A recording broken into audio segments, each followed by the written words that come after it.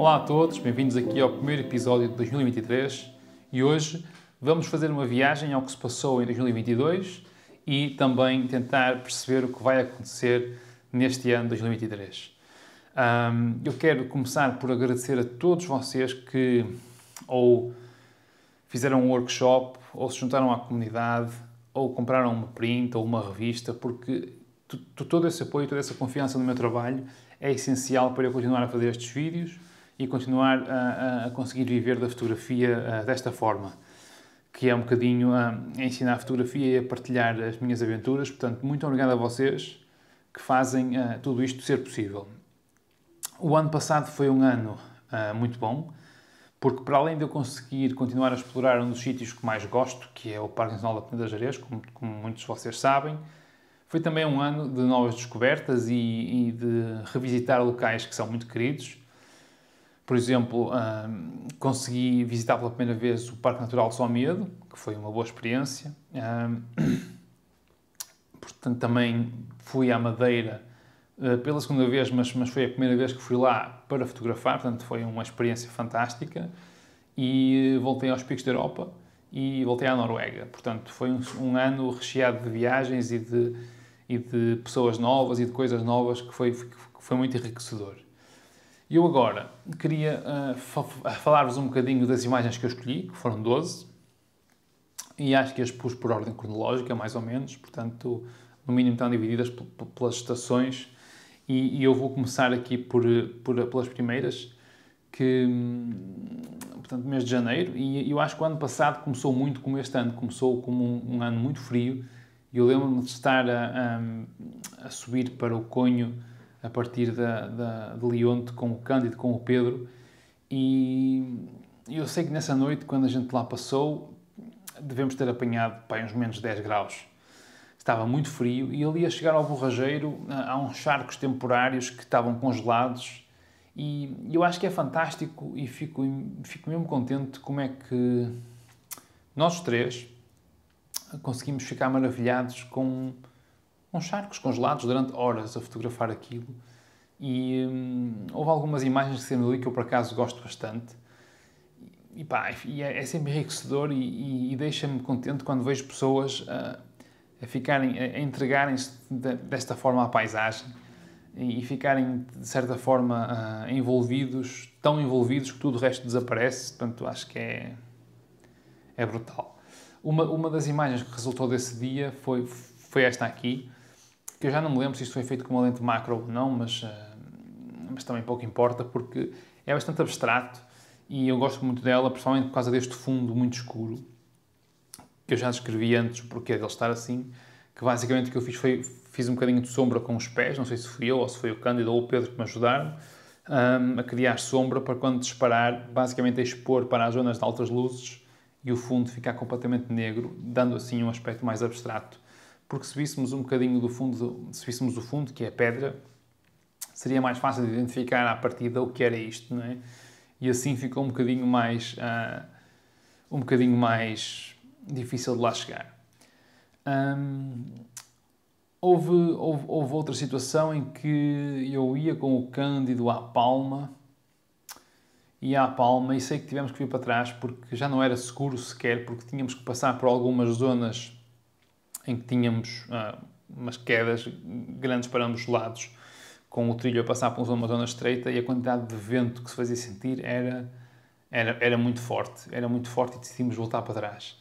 No entanto, foi nesse dia, no dia em que chegámos aos Gerês, antes de fazermos essa viagem até à Serra, que mal paramos o carro em Fafião, havia ali uma envolvência de nuvens e de neblinas que estavam a começar a levantar-se pela manhã, depois do sol aquecer as nuvens, elas começam a subir e criou ali um espetáculo de nuvens fabuloso, em que a paisagem se ia revelando aos bocadinhos e, portanto, conseguíamos ver pequenos fragmentos daquele local. E esta imagem é mais provavelmente feita apontando para a zona do Calhão, que é onde tem lá uma cascata muito grande em Fafião, e é uma imagem que eu também gosto muito e que fiquei muito contente tanto com a aventura, apesar de não termos conseguido lá chegar, mas fizemos outras coisas e é sempre giro partilhar e passar horas na montanha, não é? Depois, noutro registro, estando um bocadinho a sul, na costa vicentina, do Parque Natural, no Parque Natural do Sudoeste Alentejano e Costa Vicentina, em que estava com o Tiago Mateus, ali perto da Rifana, exatamente. Encanámos ali a explorar a praia, uma praia a norte da Rifana, e estas praias da Costa Vicentina são sempre muito giras mesmo. E já agora, se quiserem aparecer num workshop que eu estou a organizar lá agora em abril, com o Jacinto Policarpo, têm toda a informação na descrição, está bem?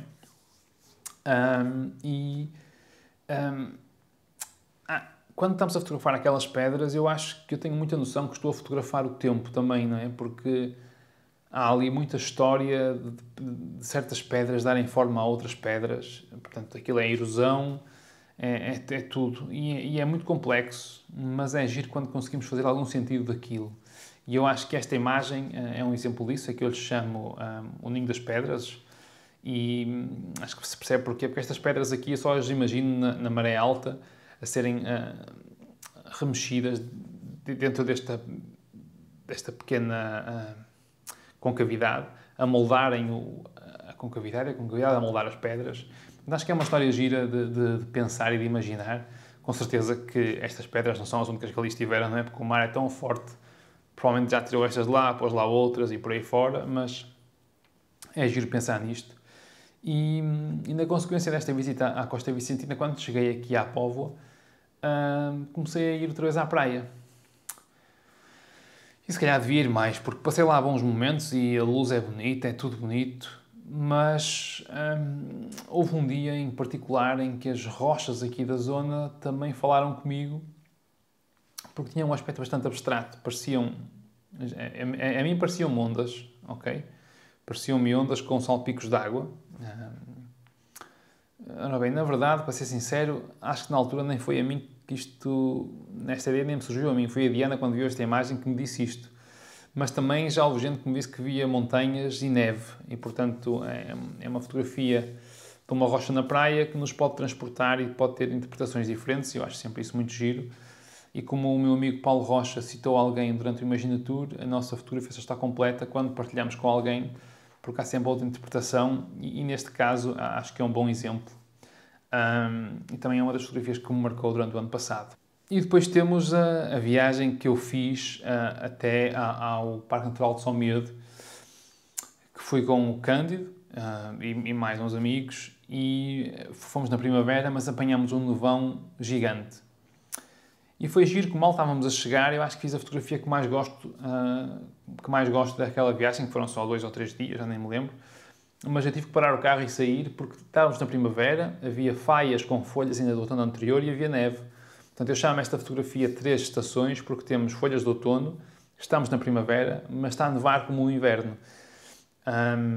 E, portanto, foi um sítio que me deixou curioso de lá voltar, apesar de ainda não o ter feito. Mas acho que esta imagem me deixou bastante contente e gosto mesmo muito dela. E depois desta viagem foi engraçado que nós chegámos a casa e voamos diretamente para a Madeira no dia a seguir. Uma Madeira que me surpreendeu pela positiva de uma forma fantástica, porque eu tinha lá estado há uns tempos atrás, mas nunca como fotógrafo, e nem sequer tinha ido lá acima. Tinha lá estado há 12 anos atrás, acho eu, exatamente. E desta vez, ali no Pico Ruivo, nós ficámos lá a dormir 2 noites, e quando nós chegamos tivemos uma recepção e uma luz que foi uma coisa do outro mundo, em que foi fantástico, foi uma altura em que me senti mesmo bem ali, e, apesar de estar completamente com a adrenalina no máximo e muito excitado com tudo o que estava a passar, consegui fazer esta imagem que também gosto muito. E explorar a Madeira foi fantástico, até que perto do final, apesar de ter havido muitas outras imagens que eu fiz e que gosto, não podia partilhar aqui todas, escolhi 2, esta foi quase no fim e é um bocadinho diferente da outra, porque foi uma manhã muito relaxante, quase sem vento, acho eu, e que tudo estava com uma cor lindíssima, umas cores muito suaves e uma paleta de cores muito pastel, muito, muito bonito. E que me deixou também, mais uma vez, é difícil, estes sítios são complicados porque deixam-nos sempre com vontade de lá voltar. Mas voltando da primavera e chegando ao Gerês, já perto do verão agora, nós sabemos que este verão foi um verão de pouca água, não é? O que deu para aceder a zonas de rio. Esta não é uma em particular, mas esta aqui, todos os verões consegue fazer esta imagem, acho eu. Mas deu para aceder a zonas de rio que de outra forma não seria possível, porque havia pouca água, não é? E, portanto, deu para fazer coisas muito bonitas. Esta fotografia aqui é do Rio Fafião e mostra muito da sua anatomia, basicamente, que está escondida durante o inverno e que também gostei muito destes 2 dias passados na Serra, apesar de ter vindo de lá completamente morto e comido vivo por mosquitos e se calhar pulgas, não sei, mas estava muito quente. Continuando no verão, isto já noutro rio, que agora não me recordo o nome, mas também para a fotografia com a não é importante, porque eu andei ali a explorar aquilo, mas no entanto é difícil porque há zonas muito confusas, com muita pedra, muita vegetação, nem sempre é fácil encontrar algo que se ligue connosco, que faça sentido para nós, não é? E portanto, ao vir embora, eu reparei na água e no reflexo do sol, que deixa aquelas luzinhas a brilhar em cima da água, assim como ao céu azul também. E deu para fazer esta imagem, que eu chamo-lhe water lightning, ou basicamente são os trovões na água, porque parece que temos nuvens azuis e os trovões a passarem, que apesar da manhã ter sido pouco produtiva, no final deu-me uma boa prenda. Depois de passado o verão, chegou a altura de ir à Noruega, na expedição que fiz lá. Já está aberta as inscrições para 2024, se quiserem aparecer. E apesar daquilo ter estado também numas condições um bocadinho diferentes do que eu estava à espera, porque ali em meados de setembro já era suposto termos algum ambiente de outono, estava muito quente,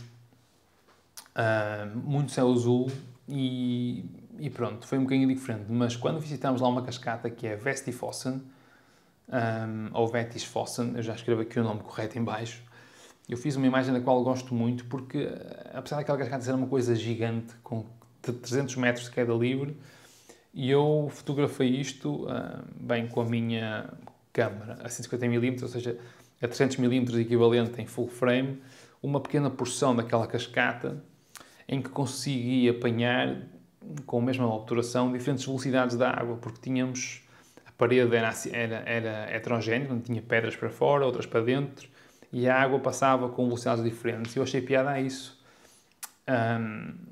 E resultou nesta imagem que eu gosto muito.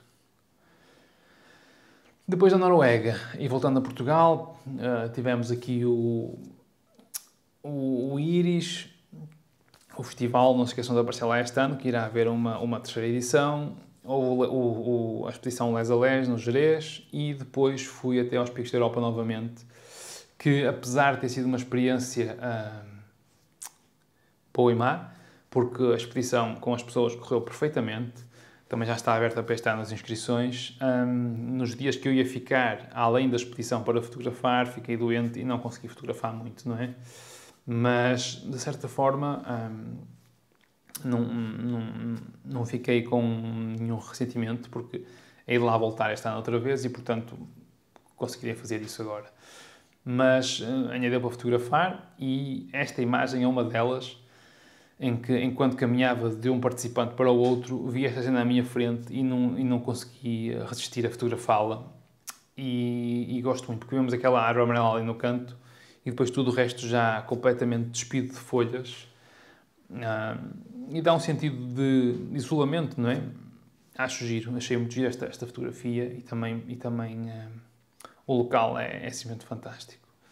Eu penso que depois de voltar dos picos houve muitos workshops, não é? Houve os workshops da Serra da Estrela, houve os workshops do Gerês, houve muita coisa a acontecer e, portanto, não sobrou muito tempo para fotografar, mas depois de volta ao Gerês, já em dezembro, em Pitões das Júnias, olhei para um sítio e vi aquela geada nas árvores muito bonita, em Pitões das Júnias, e não resistia àquilo porque tínhamos tons frios a contrastar com tons quentes de alguns fetos que ainda existiam, algumas folhas de carvalho do outono, e ficou ali uma fusão de texturas e de cores, tanto frias e quentes, muito gira, que resultou nesta imagem de uma zona ribeirinha, ali perto de um charco. Ainda por cima é muito diversa a nível de flora, e acho que ficou muito bonito. E, portanto, esta é a última imagem do ano passado, que eu acho que fechou o ano com chave de ouro, e eu gosto muito da imagem, não é?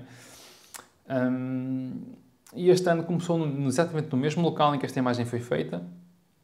Já agora deixo-vos com a minha primeira imagem de 2023, ou uma delas, no mesmo sítio, com o mesmo fenómeno, portanto, as árvores completamente congeladas, mas desta vez retroiluminadas com uma luz muito bonita, que fez com que aquilo ganhasse outra vida, outro contraste. É uma imagem muito diferente, com uma expressão muito diferente, mas que eu também gosto muito, portanto deixo-vos com ela durante uns segundos e já vamos passar a 2023.